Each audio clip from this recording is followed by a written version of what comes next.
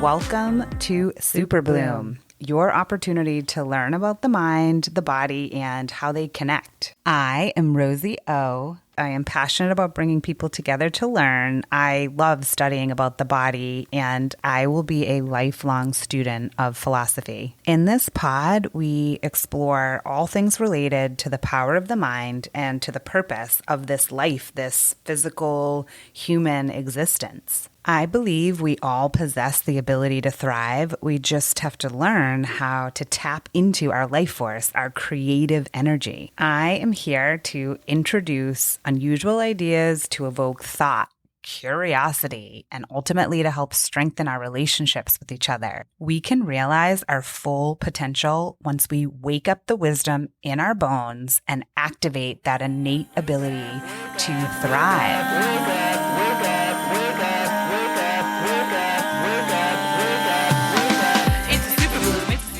The words, "be the tree," came to me one day when I was absentmindedly looking out the window. A million thoughts were running through my head, but a voice with these words came from a higher level of consciousness in my mind. I paused for a moment and noticed, finally, the tree that had been in my view for the past year and a half. As I looked at this tree, I saw that it perfectly fit between the two adjacent buildings. Its branches were full of green leaves. It's an oak tree, I think, and it must have been at least 40 years old. It was motionless, stoic, and looked strong to me. There's a perfect cue you might hear in a yoga class where the teacher says, while you're in a standing position, "root to rise." When I think of being the tree, that's exactly what it does. A tree roots down into the earth to stabilize and reaches its branches up to be nurtured by the sun. Be the tree on that day was a message to me to be still. I had been letting all the thoughts about my daughter, my job, and my future race through my mind on repeat. I stopped and looking at this tree thinking, what does it mean to be the tree? I saw an Instagram post with two very similar looking images side by side. One was of a human lung and its web of air passages, and the other a tree trunk with its many branches. The caption read, "We breathe in what trees breathe out, and they breathe in what we breathe out. We are nature." We are all a part of nature and designed to grow. But how do the trees do it? With a lot of standing still, soaking up the sunshine, drinking the rainwater, and weathering the storms day after day, year after year. To be the tree means patience to me now. This new saying is a reminder that the world moves in cycles. Instead of letting my monkey mind run wild with fearful, anxious thoughts, I want to watch as each day unfolds and have faith in the outcome. Let's just all be the tree really quick for a second and embody what it is to you to be the tree. So start right now by stopping whatever else you're doing. Soften your gaze or close your eyes. Get into a comfortable seat or even lay down. And if you're like me, you might be listening to this pod while also juggling 7 other things. So just stop everything for only a few minutes, just a few minutes, and take a deep breath. However you're breathing, through your nose or through your mouth, just take it in gently, let it be deeper than normal, and slowly let the breath back out. Take a few more like that, just letting the exhale be longer than the inhale, letting your breath become your focus, maybe for the first time today, or maybe ever. And then imagine a tree. You may picture a pine or a birch tree, an oak tree, a willow, or even a palm tree. Imagine a tree that you've seen recently or remember from growing up or in the woods, and start to look at that tree with new eyes. See how tall it is compared to the other trees or surrounding buildings. Notice what color the bark is and its texture. Maybe it's gray and smooth. Maybe it's dark brown with a thick divot running vertically up the trunk. Does it have those spots where some of the bark looks splattered with bluish green paint that also resembles mold? Is the bark peeled off? Are there knots in its trunk, and do your fingers stick to any sap? Notice how far from the earth the branches start to come out from its trunk. Now imagine you are standing very close to it. Put your hand on its trunk and touch it. Does it feel warm from the sun? Or is it cold and icy from a recent storm? Look up at the sky. What part of the day is it? Is it morning or night? As you look up, notice what you see looking up through the tree trunk and all its branches. Are there leaves on the tree? Is it a deciduous tree that sheds all its leaves in the colder seasons? Or is it a coniferous evergreen tree that doesn't ever completely shed its needles? Now see if you can imagine what it feels like to be that tree. What kind of life has it had? And what gives it life? How does that tree stay alive? How does it preserve its water and receive its nutrients? Is it a baby sapling tree? Or is it an old 50-plus-year-old tree? Where were you 50 years ago? Or where was your mother or your father or your grandparents? Are there any birds within that tree?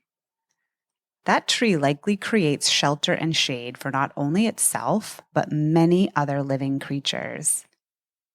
And if you're somewhere with extremely hot weather in this image, like the deserts of California, imagine what that tree has had to withstand to thrive. Really, really hot days, like the king palm in San Diego, where it can survive without much water and has no branches, just a huge canopy of wide, bendy leaves to help it conserve its water. Or perhaps this tree you are looking at has really thick bark that has helped it survive the blustery winter weather for over 100 years, going dormant to conserve its energy and then springing back to life when the seasons change. Just noticing that over time, this tree continues to grow. Whatever challenges it's faced by weather and depletion, it ebbs and flows with the cycles of the earth. This tree is nurtured and cared for by the sun, by the earth, and the nutrients that it absorbs from its roots. And this tree gives back. Its branches support other life.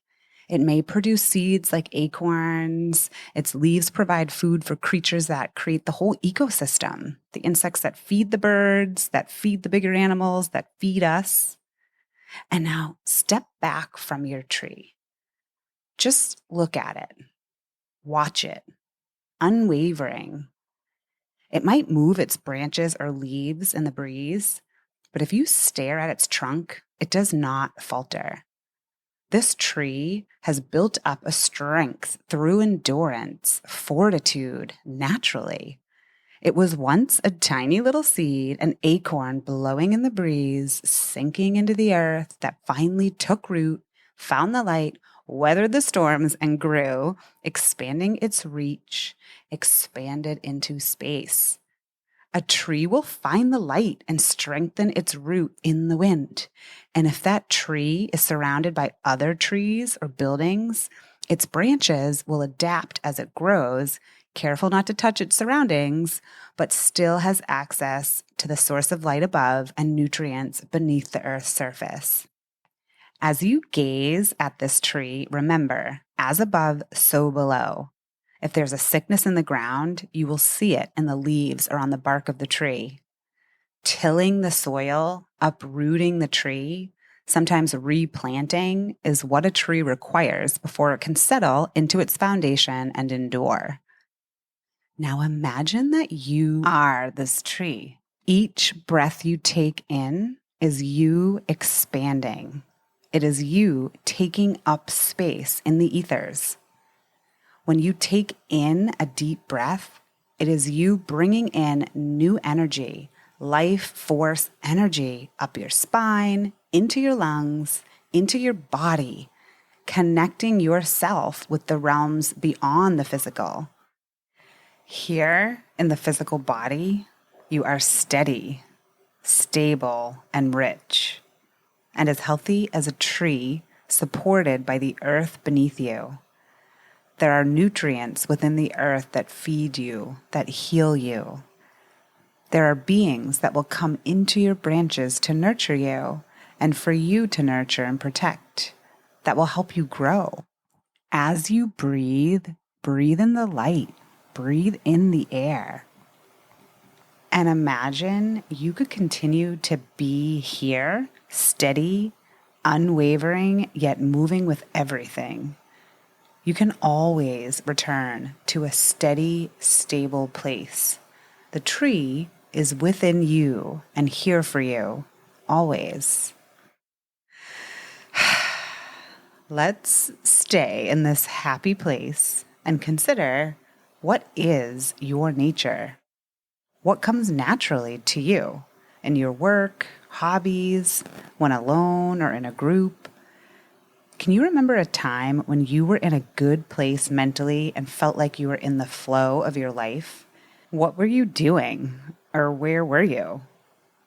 For a tree, when a storm approaches, it's natural to curl its leaves, bend its branches in the wind, and shed the leaves that are ready to be released. If a tree has dry and brittle branches, they will not bend and will not sustain a storm with major winds. Being the tree is watching my daughter grab a shirt that is mine, that I didn't quite put away, and play dress up with it instead of her toys. And when she has what feels like a temperature, but it's not a fever, being the tree is trusting I will know if it's an issue I need to address and how to handle it. It's natural for her body to heat up when it's fighting something, even if something is a new tooth. With a healthy immune system, it is human nature to fight viruses with heat like this. Same thing when I shiver after a dip in the ocean. It's my body working to heat itself back up to get back to a normal temperature. I believe we are all born to be resilient, playful, and curious. And for those of us that have lost the sense of play in our lives, we may be living like a dry and brittle tree. Thinking about trees, I got curious and discovered some fun facts, such as, did you know that trees help balance oxygen and carbon dioxide in our environment? A single tree can produce up to 6,000 pounds of oxygen in a year.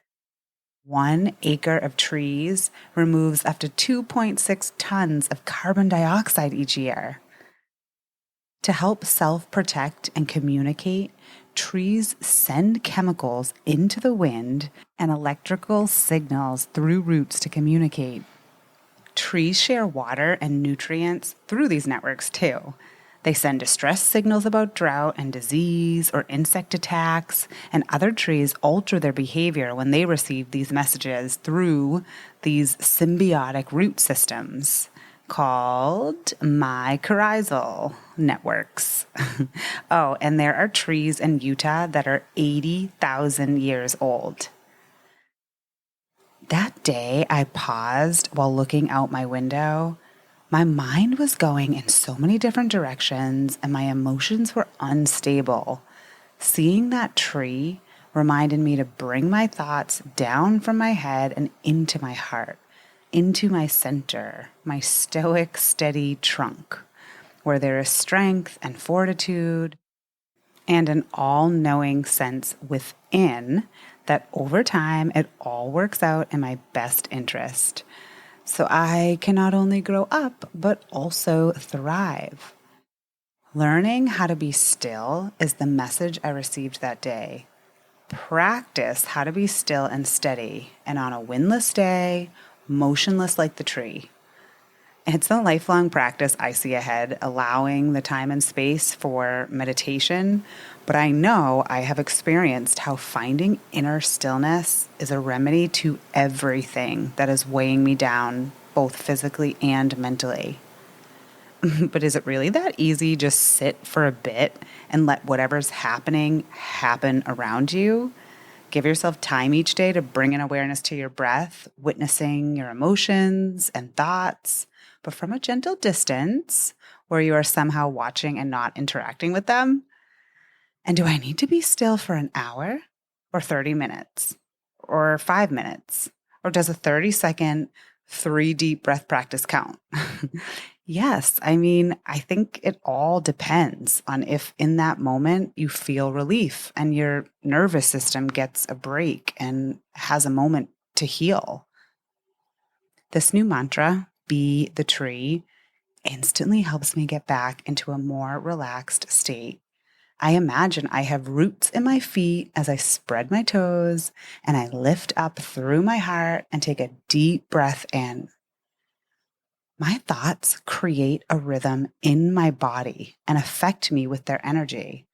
If I'm thinking fear-based thoughts, my body will get tense and I will either hold my breath or pant.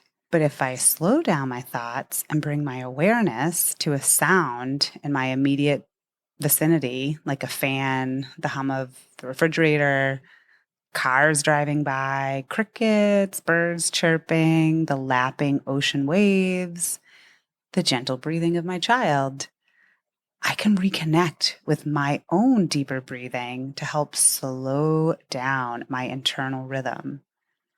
The fear comes from the reality that at any point the bottom could drop out and everything good in my web could fade away. But also, at any point, something wonderful could happen. I choose to consciously focus my brain waves on the possibility of more joy and peace, and trust that if I take more time to pause and breathe, I can reprogram the software in my brain so I simply know that something wonderful could happen at any moment. It causes a tip of the nervous system towards fight, flight, freeze when we let the fear and anxiety of what's ahead take over. Dread is a sinking feeling, and our body responds with shutting down vital bodily functions to focus energy on the urgent thoughts. But our antiquated nervous system hasn't caught up to this high-tech human reality that we live in with high demands to keep up with and lots of changes globally. That's also causing panic and fear for many.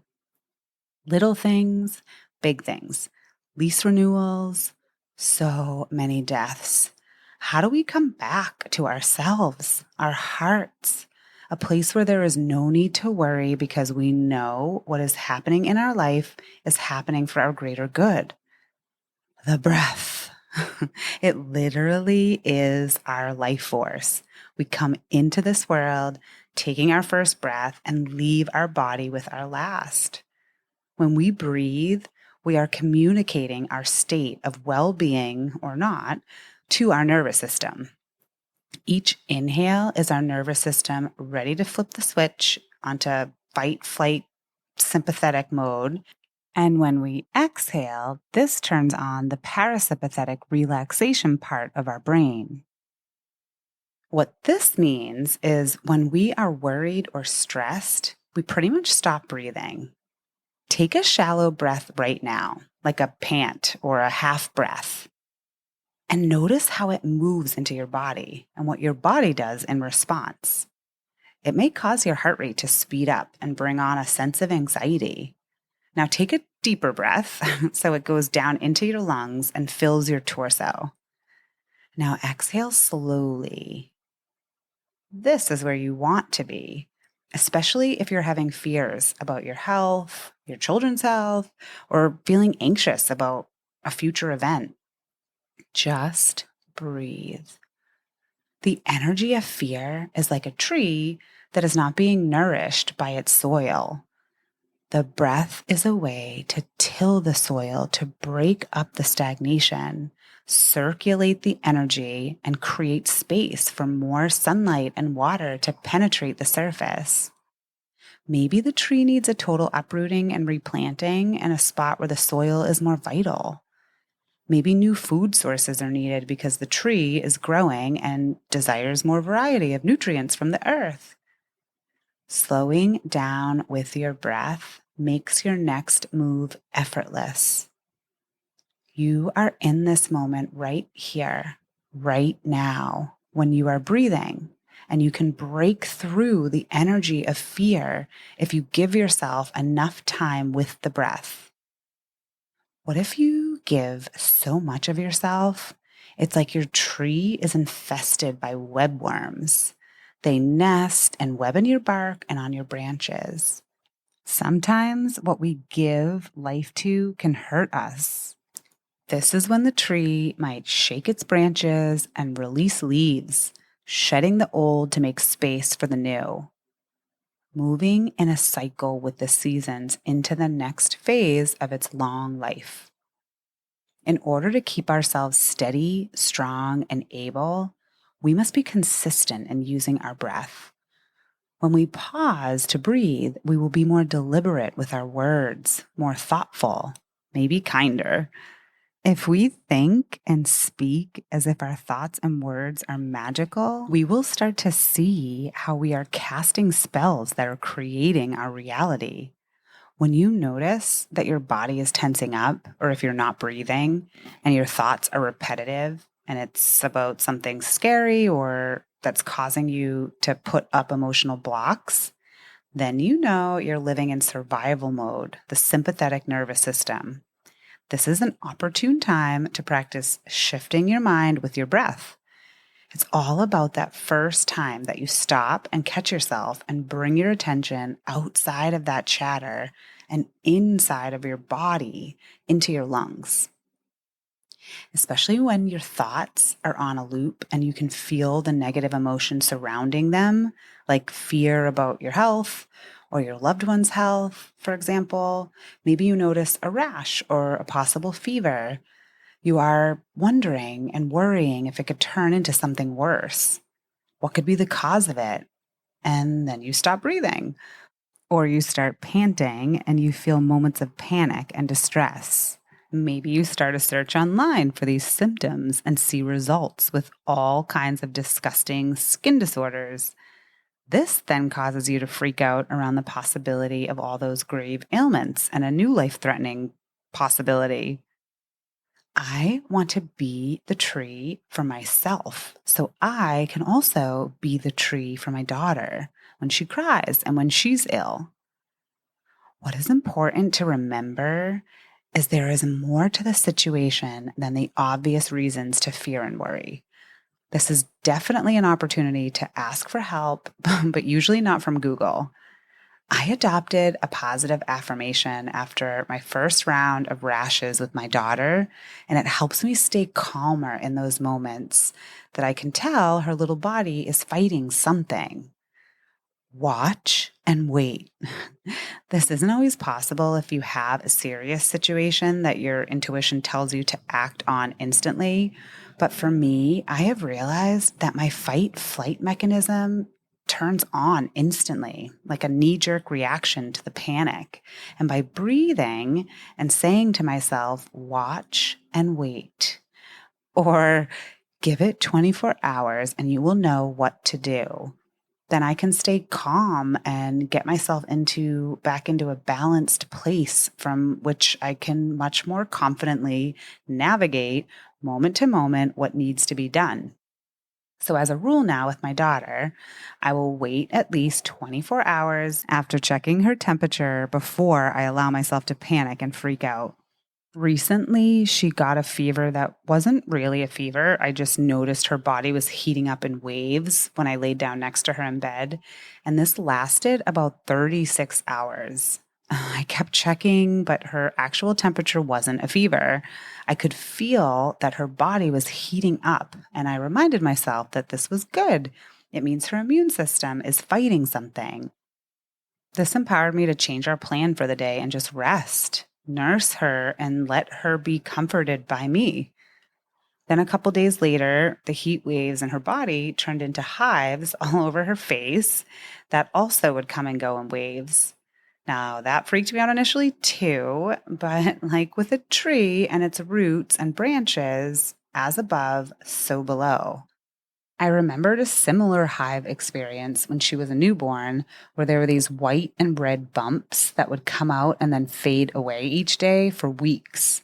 These were both examples of when what you see on the skin, on the surface, is a response to something going on inside the body, down below.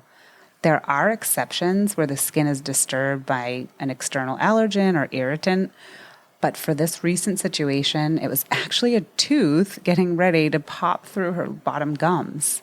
Her body was fighting the bone as it was pushing its way through. So create and repeat mantras like give it 24 hours and then be present in the moment and you will know what to do. There was also a time just about a month after my daughter was born when I was nursing and noticed a rash was coming out on my breast around my nipples. I felt some pain, so I thought it was mastitis at first, where the glands get blocked. So I started home remedies like warm cabbage leaves and expressing the milk manually. But then I realized the skin was hot, a little itchy, and it appeared to be spreading. I panicked. Would this spread to my daughter's face while she was feeding? How would I feed her if it did? I had a pump and bottles and a bottle cleaner device, but it was also freaking me out at the thought of learning how to use all that crap on top of healing myself and caring for my child. That experience helped me see in the end that a skin issue is usually a signal something is off below the surface. I remembered about a week before I noticed my rash, I had used lanolin cream on my nipples. This cream is made with sheepskin oil, and I have a pretty severe allergy to wool. This rash was my body finally releasing what it had absorbed from the cream a week earlier. All the stuff that I was putting on it to try and heal, soothe, or draw it out, like calendula, yogurt, Epsom, baking soda, it was all irritating the skin even more. It just needed to run its course. Despite all the remedies I was throwing at it, lavender and frankincense too, it eventually healed about a week later after getting increasingly worse for a few days. How did I know what to do? I didn't. I just kept reaching out for help. And this was when I first started to build my tribe of holistic mamas. No one can tell you how to handle a situation, but each person has wisdom to share from their own personal experiences. I practiced receiving information and then implementing what felt right for me and my daughter.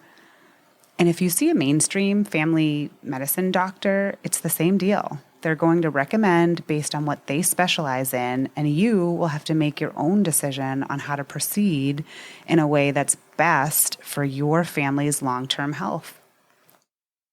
As a part of being the tree for me, it's owning my responsibility to be a good human. And when I falter, leaning into the tools and wellness practices that restore my inner strength. My tools include practices I developed during a 12-month yoga teacher training.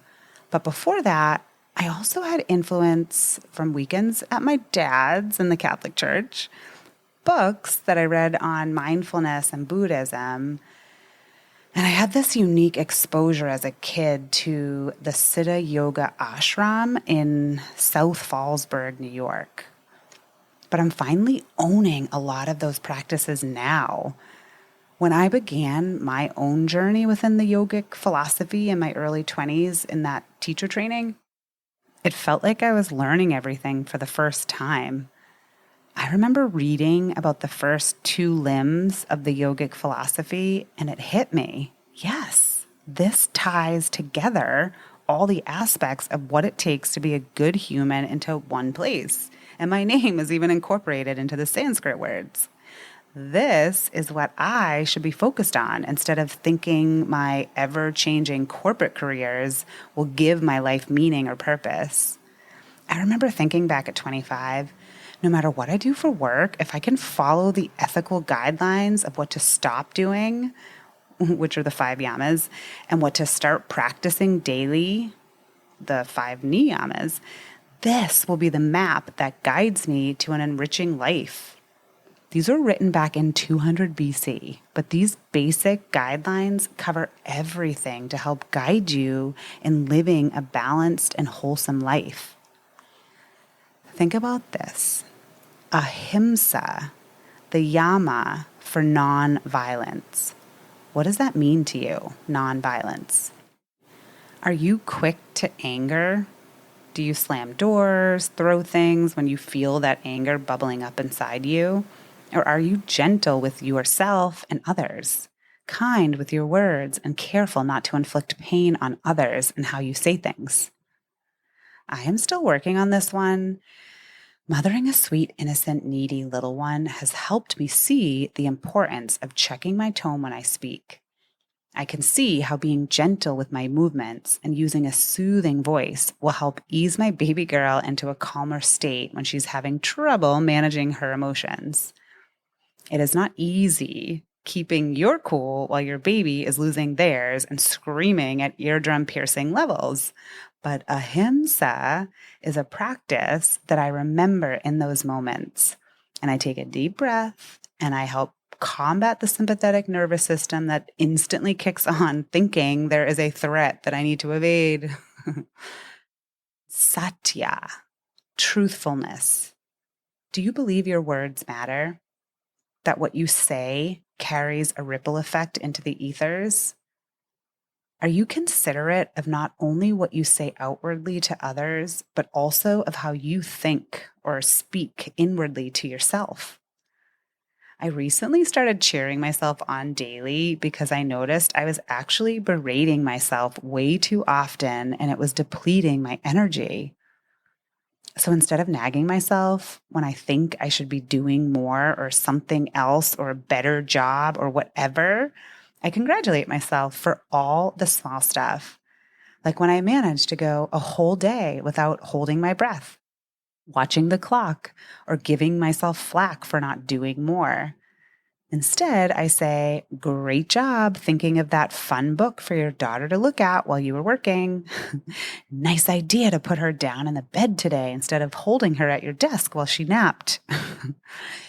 You are amazing. You are a goddess. You can do anything you set your mind to, mama. Those are the ones that I say on repeat lately. And the truth for me is I am learning how to follow my intuition as a new mama in my 40s, and I want to enjoy this experience. What about asteya, non-stealing? Do you find yourself with a desire to possess what someone else has? From that desire to possess could sprout the urge to steal or covet. If you find yourself gathering things you do not need, you could be considered a thief in the yogic philosophy.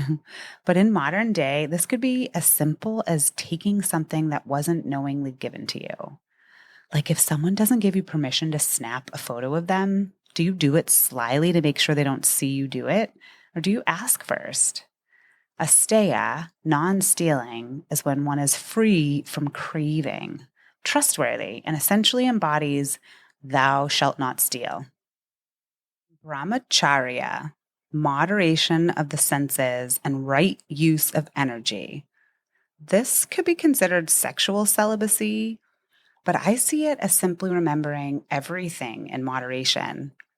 I decided for me this means no pornography because it's putting negative energy into my senses, and to be easy with substances like alcohol to prevent abuse.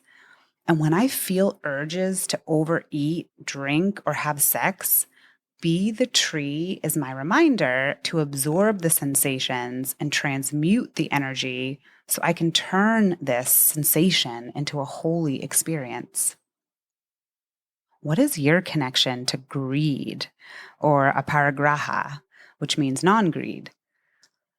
When COVID lockdown first hit, did you wonder why stores had to put limits on the number of items you could buy? This is one that I'm also still very much working on daily.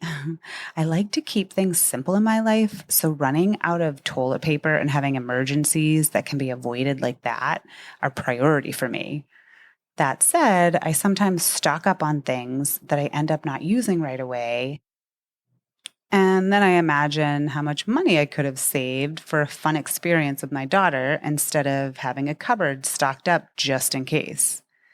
But I do understand for many, especially in these times with supply chain shortages, it takes tapas to stay strong and remember there is enough to go around if we just remain steady and calm, like the tree. When you think about caring for others, what does that mean to you? Is that feeding and clothing someone, providing a roof over another's head? Or does that mean spending time listening to someone share what's on their mind, creating something or sharing something that will bring a smile to another's face? What does caring for yourself mean to you? There is a term self care, but what does that actually mean to you? In the yogic philosophy, the niyamas talk about saucha, which is purity and cleanliness. When we shower and brush our teeth, these are acts of self care.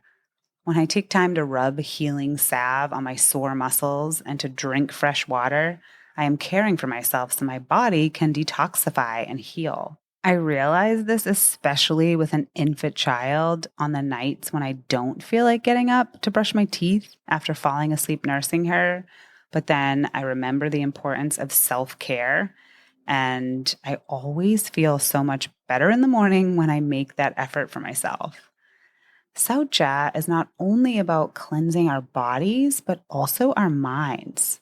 If we watch a lot of intensive TV or videos, or if our jobs are really harsh and intense, our nervous system seeks balance to calm itself back down and needs time away from those programs or your work. Do you allow yourself time without technology in your face or the sounds of the TV on? How often do you play music or place yourself in a setting that will bring you into a state of relaxation?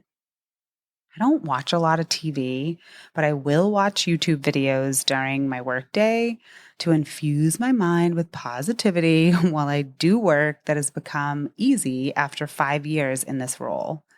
This helps the doer in me feel efficient and purposeful with my time, but also helps me maintain the positive mindset while I juggle care for my little one and all the demands of my 9 to 5. What are you grateful for in your life in this moment right now?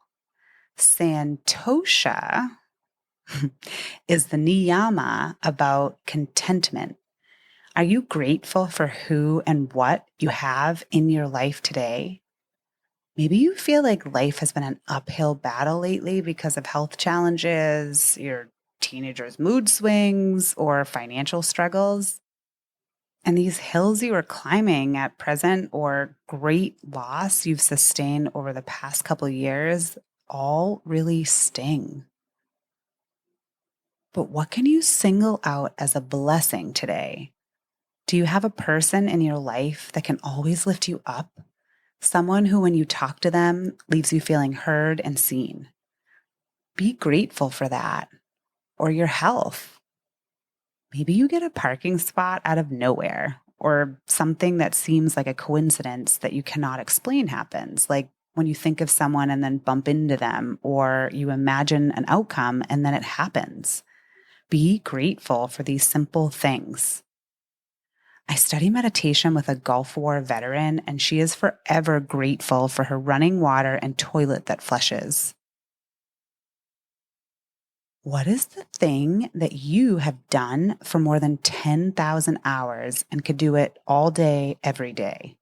What brings you a sense of burning enthusiasm in your life? What lights up your internal fire for which you want to make an effort? Tapas is the way you purify with practice and self-discipline. I think of self-discipline as keeping agreements that I have made with myself, but in a non-forceful way. It's owning up when I falter, the need to focus, and to also have patience for the process as life unfolds.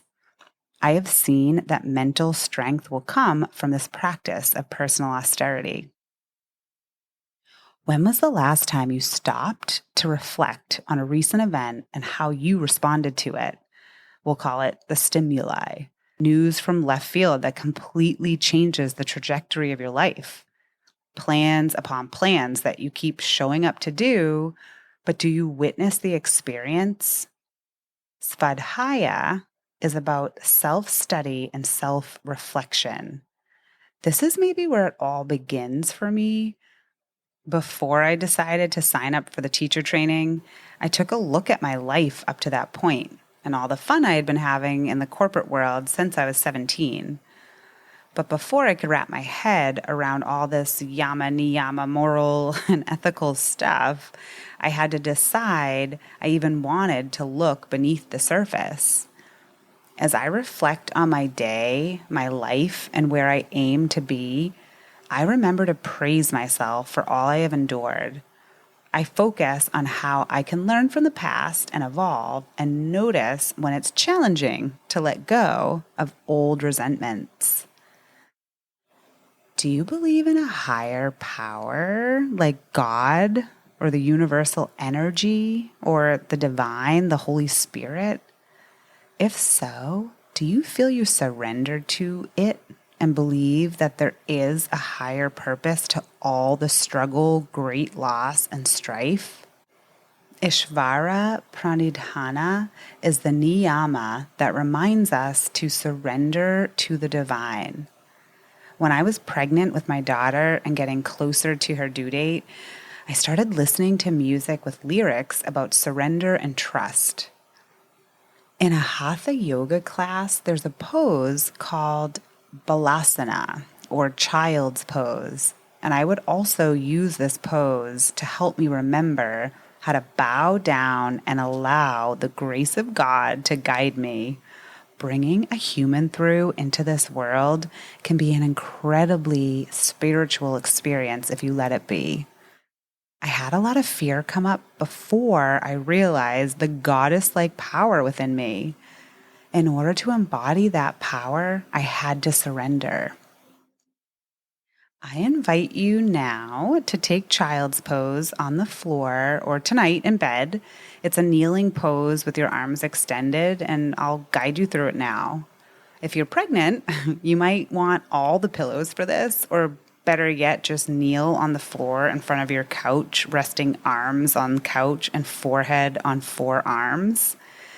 But for child's pose, let's all just simply get onto all fours with the tops of your feet flat, wrists under your shoulders, knees under your hips.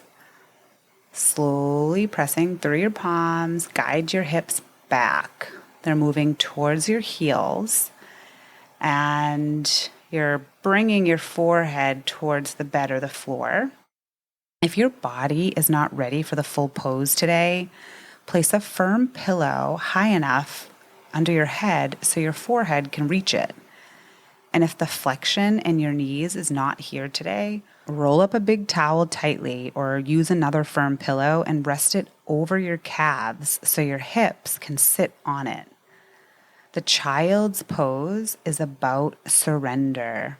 And that also means surrendering to what is in your body in this moment. Find a posture, whatever variation, that you feel comfortable enough in to stay for 10 slow, deep, steady breaths. Allow the inhale to fill up your back body and the exhale to bring even more of a release through your hips back towards your heels. Keep breathing. When we surrender to something greater than us, a higher power, God, Spirit, the divine, we are able to focus less on the traumatic aspects of an experience and more on the ways that experience affects us, moves us, and will ultimately help us grow.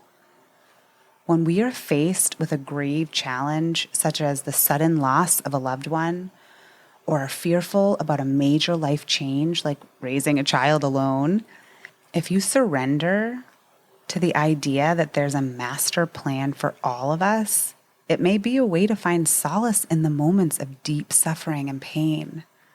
You might just realize there is a master plan that can unfold if we learn how to surrender to what is. Maybe life is easier than we think, and there is divine energy guiding us all. And when we resist, it just slows down the process and takes us further away from our joy. So, how this applies to you is if you're looking for a purpose or meaning in your life, consider being a good human as a purpose. Life is going to ebb and flow and have ups and downs. If we can let go of the material aims and focus on compassion for ourselves and the humans surrounding us, we can be someone who adds to the mix instead of one who only takes. Do you jump out of bed in the morning telling yourself how late you are and criticize yourself about things you should have done better the day before? Or do you ease yourself into your day? Perhaps starting with a prayer of gratitude, a stretch, or sit for a bit before actually getting out of bed? How you start your day will affect how you approach the day. Are you open to having a plan but leaving space for magical interventions, detours, and new paths that unfold as your day happens, moment to moment? This has been the ultimate challenge for me, being a natural born planner doer and someone who likes to make things happen. During the 2020 COVID craze, the corporation I work for put all of its employees on a rotating furlough. It was brilliant for cutting costs and we didn't have to lay anyone off. But in the moment, it was a very odd having 2 weeks on, 2 weeks off every month of the summer. These furloughs helped me prepare for what was to come a year later and allowed space for me to go through the process of killing time. This left me in a much better place for making the most of my time during my 12-week maternity leave. And for this, I'm so grateful. But initially, when the furloughs began, I quickly realized I had lost touch with any healthy hobbies or interests. And then I started to remember who I am outside of my corporate gigs. I had been at it since I was 17. And back when I would travel running events in cities all over the country, time off from work was time to simply vegetate. And the typical corporate paid time off of 2 weeks a year was never enough to fully disconnect from my work. I was never able to see back then how busy I always was. How much I wanted to make happen was actually forcing me to be in the fight flight part of my nervous system. When I started leading yoga classes and teaching workshops on meditation, I felt amazing right after each class. But I functioned in a manic way, worrying about getting up early to teach a 6 a.m. class before going to a full day in the office, for example, or finding time to learn the new booty yoga style I was drawn to teach and creating a perfectly sequenced playlist to go with this fast-paced tribal dance yoga high-intensity training combo class. Looking back, every single time the event, the class was over, the feelings of elation were consistent. I realize now that is how you know you have found something you love to do. While on my furloughs in San Diego, I joined a writing and storytelling class online, and I made new friends all over the globe. I'm still getting back to what I love, and being a new mom, I'm learning how to blend what I love with what my daughter is drawn to as well. We both love going places with music, dancing, and meeting new people. I have even taught her how to take deep breaths and stretch out her body. Sometimes she reminds me to breathe with her loud, playful sighs. Being the tree is about cultivating a meditation practice. I know that meditation helps me calm down the sympathetic nervous system so the brain and body can rest and heal. When I carve out time in my day to pause, actively meditate, or just sit for a bit, I know I'm strengthening areas of my brain, functions like memory, and I'm improving my ability to pay attention and ultimately to learn. Relaxing the mind helps to manage the pressures of the day. By deliberately bringing awareness to your thoughts and breath, we all can ease stress, relieve anxiety, improve sleep, and decrease any elevated blood pressure with as little as 5 minutes a day. I used to have all the time in the day to myself before I had a baby and could hardly find 5 minutes a day. Now, with so much more on my plate, I want to carve out more time to meditate because every time I sit, I feel able to reflect more instantly instead of react. So, how do you know if meditation is working? And why do I want to get up to an hour or more if 5 minutes could do the trick? If you have ever taken a yoga class, there's always a part at the end when everyone lies flat on their backs in shavasana, also known as corpse or final resting pose. If you move energy first, like in a yoga class, it can make that time sitting still a bit easier to settle into. Also, lying down is an easier way to introduce the stillness to your body. But once you get there, it's like an all natural vacation from your thoughts and worries. Time stands still. Nothing matters for those moments. It's a feeling similar to what many call bliss. If you feel bliss, you're definitely there, but that will take time. Initially, it's easier to measure progress using the different levels of brain waves, an electrical activity produced by the brain that looks like a wave. These brain waves are formed when a burst of electrical pulse is sent from one group of neurons to another. Waves are measured in speed cycles per second and usually described as hertz. If you're awake and alert, the waves might be very fast, or if you're resting or sleeping, they might be very slow. The waveforms will change based on how you feel and what you're thinking and doing. Ranging from fastest to slowest, the main four levels are beta, alpha, theta, and delta. When we're actively going about our day, we're in beta state. And when we're in a dreamless sleep, we're at the lower level, delta.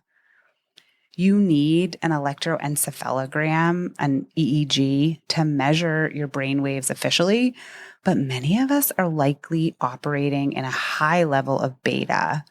It's when the brain waves slow down to alpha or theta that we notice we're relaxed. When certain areas of the brain are over aroused, we're in a sympathetic fight-flight mode and may experience anxiety, aggression, nightmares, and other sleep problems.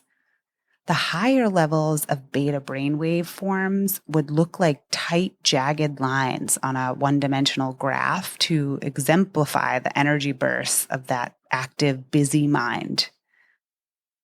Wherever you are right now, just pause and take some deep breaths, breathing in through the nose and sighing out through the mouth. Do this 3 to 5 times and let each exhale be a little longer than the previous one. So inhale, sigh it out. Keep doing that. One more time, just a slow, deep breath in and a long, steady breath out. So right now, after calming your nervous system by breathing, if your brain waves are measured, these oscillating electrical voltages are likely near 8 hertz, putting you in the state where most athletes actually function in, called alpha, or maybe you're even in the theta, when basically you're in a half dream, half waking state. By withdrawing from the outer stimulation, even just for these few moments like we just did, we enable our brain activity to slow down into a more restful state. We enable the metabolization, digestion, and immunity functions of our body to turn back on because now our sympathetic nervous system takes this slower breathing as a cue to take a break. Each breath gives the body the message of how safe and steady you feel, and also brings more oxygen into the thinking brain. When we move from the overactive beta brain waves at 12 to 35 hertz down to the reflective alpha brain waves at about 8 to 12 hertz, thoughts become less scattered, creativity is restored, and our overall approach to the day can be revitalized. If you're curious about measuring your brain waves to see how breathing affects you, you might be able to buy a headset version of the EEG for maybe like $100. But if you want to get a sense of where you are at any given moment, notice your level of focus and engagement on a task. Taking a few deep breaths will usually help slow the heartbeat and help you gauge how far up you are in that beta range.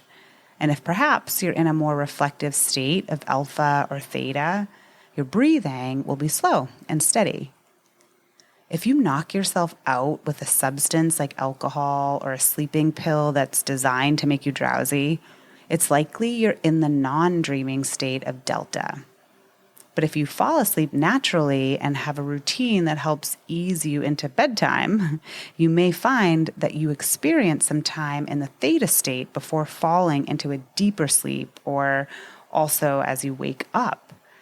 This is when I actually get a lot of my inspiration, during the theta state as I'm falling asleep, or when I'm still dreaming but slowly waking up.